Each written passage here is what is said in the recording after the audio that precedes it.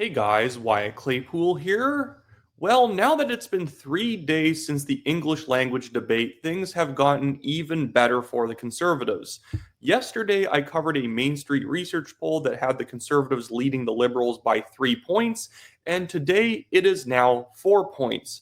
But the more interesting stat I want to get into today is the popularity numbers between Pierre Poilievre and Mark Carney. Because now, for the first time in this entire election cycle, Pierre Poilievre is more popular than our technical Prime Minister, Mark Carney.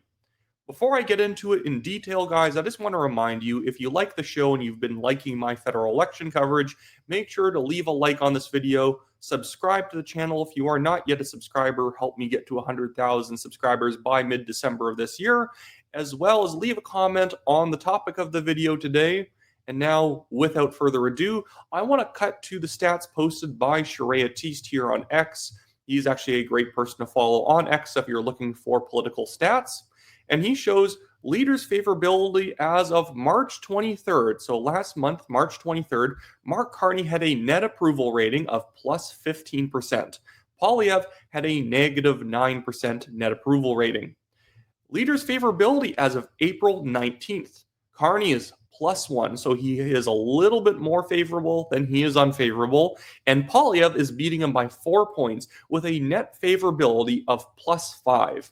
I don't know what is more incredible here, how much Carney has fallen over time or how much Poilievre has gained. Poilievre was popular last year, but because there is so much legacy media propaganda going against him, naturally there was always a certain type of voter who would just say that they didn't like him even if they were voting conservative. Oh, he's negative. He's too much of an attack dog. Why can't he be positive? Which is always kind of funny to me that the same people who want a leader who's going to fight back against Trump don't like that Pierre Poilievre is a fighter. Really, it's just that there are a lot of voters out there who are purely arbitrary with how they decide whether or not they like somebody or not. So they'll say something in one moment that completely contradicts what they say in the next moment, and it makes sense in their minds at the very least. So I guess more power to them. Now I want to jump over to what the actual overall stats are looking like for this election in the new Main Street poll. I want the undecideds added in just so you see how tight this race is and how few undecided people there are left. But I do believe that based on the momentum, the Conservatives are going to be able to capture them. So this was the poll that was conducted yesterday. We have the Conservatives and Pierre Poilievre at 42% nationally, the Liberals at 38%, NDP 6%, Bloc 6%, and you have like the PPC 2 and the Greens 1. The one thing I will criticize about the Main Street poll is I find that they tend to be able to pick up on macro trends better than they're able to pick up on micro trends and regionals. So I find that if I could put it this way, their numbers tend to be very, very stereotypical. So when the Liberals or the Conservatives are leading, they're doing super well in Alberta. And when the Liberals are leading, they're doing super well in Atlantic Canada, even if that's not quite what we see on the ground. But what I want to note here is, look, the undecideds are only at 3%. They were at 6% yesterday. And so what I think we had from the debate, because we saw a quick rise and fall over the last few days where pre-debate there was maybe 3% of people undecided. And then post-debate it jumped to 6%. And then since then it's fallen back down to 3%. But the party that we've been noticing benefiting the most out of all this has been the Conservatives. What happened at that English debate, because the media is even telling you that the Mark Carney sucked because they do not want to talk about the debate. They talked about it for about 5 seconds afterwards, and then they've not spoken about it since then. Carney was terrible. And what happened was there were a bunch of people leaning liberal before the debate. Debate happened. They became uncertain. A bunch of them immediately went over to the Conservatives. And then their certainty was broken by the fact that they're like, I guess I'm going to go back to voting for the Conservatives like I was 4 months ago. So the Liberals are in a very bad place right now. We are in the last week of the election. This is the last day of early voting. By the way, guys, if you're voting Conservative, make sure you do it early. We want the lines on election day to be as short as possible so that low propensity voters, people who don't usually vote, show up at the poll station. They're like, oh, it's an hour and a half wait. I'm going to go do something else. We want those lines to be short on election day for those lower propensity voters. And the thing is that the Conservatives right now are getting all their early vote through. There were record-breaking numbers for early votes on day one. On day one, 2 million Canadians voted on first day of early voting. And from the anecdotal reports I've heard from a lot of sources, people were standing in line and everyone around them was voting Conservative. It was pretty overwhelming how many Conservatives showed up on the first day of early voting. And that's because, like I have been saying in so many videos before this, the Liberals are softly supporting the Liberals for the most part. There's not like this big chunk of hardcore Liberal supporters. Only about half of the Liberals to 2/3 of the Liberals are definitely sure they're going to be showing up and voting for the Liberals. That, again, is why the debate was so bad, is that there's a lot of people uncertain if they want to actually show up and vote for these guys because there's a lot of question marks around if Mark Carney is really different than Justin Trudeau. And the debate and now the platform release have proven that he's not different at all. And now these people are kind of pulling back, or maybe they're just not going to vote at all because who cares at this point? For some reason, they don't like Poilievre, but they also don't like Carney and they don't like the Liberal Party. So what's even the point? And so the Liberals have been suffering in early votes. If they don't get a lot of early vote out today, and I don't think that platform is going to help them at all, they're going to have to push hard for election day. And by the way, it tends to be that Conservatives show up on election day. So the fact that Conservatives are winning on the early vote, and they might win on election day, this could be close to a majority government, if not a majority government for the Conservatives. Could the Conservatives still fall on their face and lose? Obviously. Anything's possible. Never underestimate the Conservatives' ability to lose an election. Just look at 2021 and 2019 and even 2015. But yeah, so things are currently in a very good place. I even want to jump down and explain to you what I mean when I say that Main Street has a very stereotypical sample. Look at this. When the Conservatives are leading the Liberals by 42.2 to 37.7, they have the Conservatives at like 70% in Alberta. But then they still have the Liberals leading with 51% in Atlantic Canada, Conservatives slightly leading in BC, but then Ontario is effectively a tie with the Liberals leading by 0.3. This is what I mean when I say that Main Street has a very stereotypical sample. I don't think that the Conservatives are going to be 70% in Alberta. They're going to do well in Alberta. They'll get maybe 64%, 65%, which is enough to effectively win every single riding except, 3 or 4 in Calgary and Edmonton. It's a very good result for the Conservatives. They're going to do way better in Atlantic Canada than Main Street thinks. Do you think 150 working-class fishermen show up to protest a Mark Carney event when he was with the fishing minister for no reason? That's not something they do on a normal Saturday night, I can tell you. And it's because these guys who usually don't show up and vote are showing up, and they're showing up for the Conservatives. The Liberals will do well in Atlantic Canada. They always do well in Atlantic Canada. But I could see the Conservatives grabbing up close to half the seats. And if they're grabbing up close to half the seats, the Liberals are dead. And as we see in Quebec, the Bloc Québécois are starting to rise. I think they might even be able to get 7% nationally or 8%, which means that they'll hold on to all of their seats from last election, which means the Liberals have lost 2 of the big areas of support that they need to be able to form a government, which means they're not forming a government because all they have left is the GTA, which could even be a little more mixed than you think, and Vancouver, which seems to be just kind of okay for the Liberals, which means they might come in at 130 seats and not much more than that, which means the Conservatives would be able to win a minority government at the very least, re-roll it into a majority in a year and a half after that, or they might even be able to cross the finish line of a majority with 1 or 2 seats. In fact, and I'm going to be getting to the platform in a bit here, in fact, Mark Carney is actually screwing over a bunch of his candidates in the Ottawa area. As you may know, Mark Carney is running in the riding of Nepean against the Conservative candidate Barbara Ball.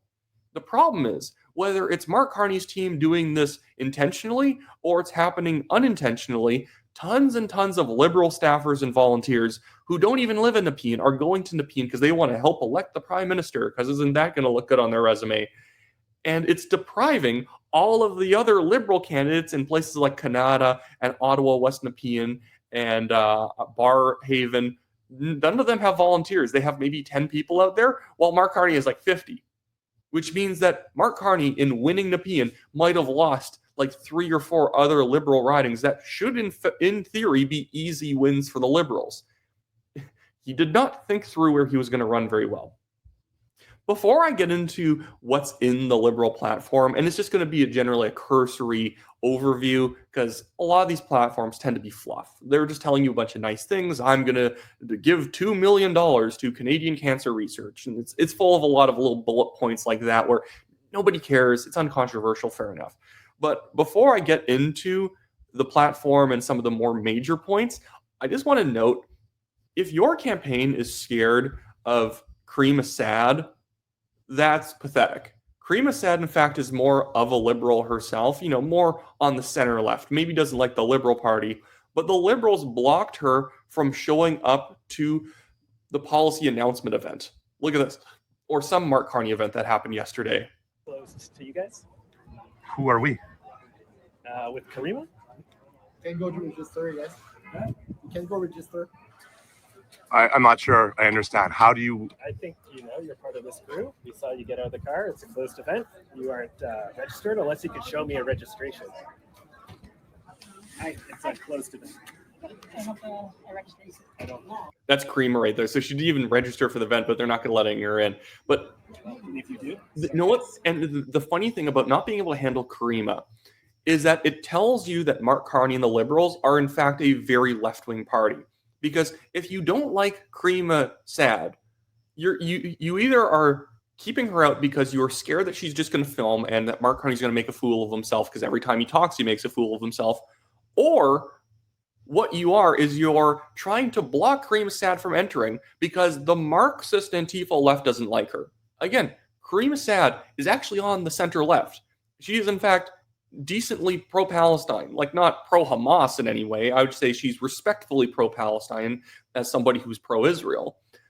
That they don't like her because she shows up to events and films them doing bad things. So if you're the Liberal Party, you won't let Karim Assad in. Either you are just scared she's going to film Mark Carney, he's going to mess up, and you don't want anyone seeing it, or it's one of those things where the Antifa left is going to get mad at the Liberals for letting her in, and for some reason the Liberals highly value the opinion of the Antifa left. Pathetic. Anyway, so now I want to move over to the Liberal platform. I'm not going to bring up anything on screen. I just kind of have these quick notes of what's in it. This is why it's such a disaster. Mark Carney released a platform that Justin Trudeau would have released. There is $130 billion of new spending over the next 4 years. And a lot of this is going into things like housing. $12 billion in new infrastructure, $25 billion for these prefabricated homes that they want to put up, and extra financing for like debt relief for people purchasing new homes to make it easier for them to get a mortgage. Are you going to make it easier to build? You can say, oh, we're going to make prefab houses. Unless you're going to get rid of all the stupid zoning laws and crazy building regulations that make it take forever to actually get approved to even start putting the thing up. It doesn't matter if it's prefab or you're putting up a skyscraper. That's what's delaying things by years, getting units on site. It's like Carney thought, well, I'll just say we're building simpler houses and that will make it better. Like, the whole point is that you can't build a small shack, let alone a mansion, based on the current regulations. And he doesn't want to get rid of the current regulations because that's how a lot of people in Ottawa are employed, working in housing policy. And if you make housing policy simpler, well, thousands of these people and housing inspectors from the federal and provincial governments are all out of a job. So he doesn't want to do that. Moving on, so we have defense spending. He wants $18 billion in defense spending over the next 2 years or 4 years to meet NATO's 2% GDP defense goal. That's not bad. At the same time, they're still only trying to meet that target by 2029 or 2030, which is exactly what the Conservatives got criticized for, because the Conservatives realize you can't go from what we currently are at, like 1.3 to 2% in 4 years, especially because most of the spending actually needs to be slashed first, because most of the defense spending is in like HR and DEI garbage. So that's part of the platform. That's not too bad. They want another $5.4 billion in healthcare spending for infrastructure and hospitals. This is the big lie about healthcare in Canada. It's bad because we don't have enough hospitals. Not a chance. That's the problem. The problem is we don't have enough nurses and doctors because our healthcare systems are extremely heavily sided or heavily overweighted by administration, management, HR, and whatnot. Many people who work at administration and HR in hospitals who are managers are registered nurses or doctors, but they don't work on the floor. That's the big problem.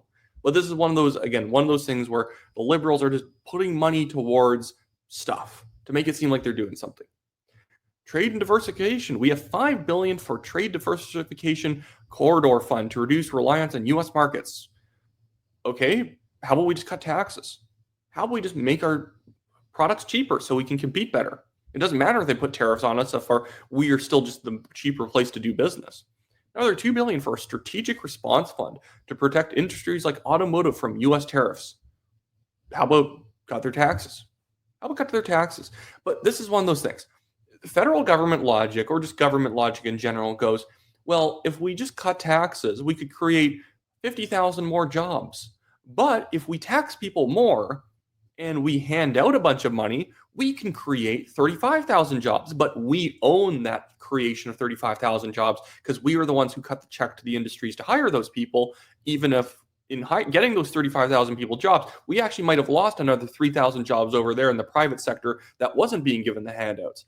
I hate government logic. They would rather have their name underneath the job as being the person who created it, rather than creating multiple times more jobs by just leaving people alone and cutting their taxes. Stupid. We have clean energy and climate. We have $1 billion for retrofits. We're going to give people $1 billion to put heat pumps in their house, and a bunch of money for none of other investments. And in all this, they're apparently going to find $28 billion of savings in order to offset the cost of that $130 billion of new spending. So part of the new spending, in theory, will be paid for cuts elsewhere. If the Liberals ever cut $1 of spending from the government, I will give them a Lifetime Achievement Award of conservatism. They've never done it, and they're never going to do it. The thing is, when they say they're going to find cost savings, it's going to be like nonsensical cost savings, where they're just shifting $1 billion from here to there to do the exact same thing, and nothing was achieved. Anyways, but this flopped hard. Every voter who was considering voting for the Liberals but was not fully on board looks at this and says, it's just a Justin Trudeau platform. Again, it's absolutely pathetic. And I need to bring up something on screen to show how poorly this is being delivered. This guy, Bruce Anderson, I don't know who Bruce Anderson is. It doesn't really matter. He's trying to spin this as a very good platform. He says right here, this is a massive shift in approach from the 2021 Liberal platform, building up Canada's assets to Trump-proof the economy. Ignore those who are pretending this is similar. It is literally the inverse of 2021 in terms of spending focus. Okay, so what he's showing is in 2021, 65% of the budget was in operational spending. So, program spending, things that already exist. We're giving people CERB checks, or we're giving people money for, lockdown relief and whatnot. That was going on, all that sort of stuff. COVID spending was most of the operational spending back in 2021, and only 32.4% of it was in capital. And now the 2025 budget is 64% in capital and 33% in operational spending. And then we have a little bit more in debt. The problem is that they're basically admitting that debt spending has gone up by 0.3 in just a few years. Guys, capital spending was what the Liberals promised mostly in 2019 and 2015. The only reason operational spending was so high in 2021 was because of COVID. They're pretending like it's different because it's different than 2021. No. This budget, this platform budget, is the exact same as it was in 2019 and 2015. Those two platforms sucked too. You're just saying it doesn't suck in the exact same way that 2021's platform sucked because, oh wow, we're going to build stuff. Well, Trudeau promised that in 2019 and 2015. It just never happened. And Mark Carney is promising the exact same thing in the exact same way, but because it's Mark Carney, and this is my serious face, guys, then we're supposed to believe that it's actually going to get done. It is not. I can guarantee it's not. Anyways, so that should be it for me today, guys. Really good news. So Poilievre's popular. The Conservatives have a lot of momentum and are rising and are, in fact, ahead in the Main Street polls. And the Liberals have only been shooting themselves in the foot with stuff like this platform release. So other than that, it's been a great day. And so I'll see you guys later. Make sure to like the video, subscribe to the channel, leave a comment, do all that great stuff. And I'll be back probably tomorrow or even later today with another video.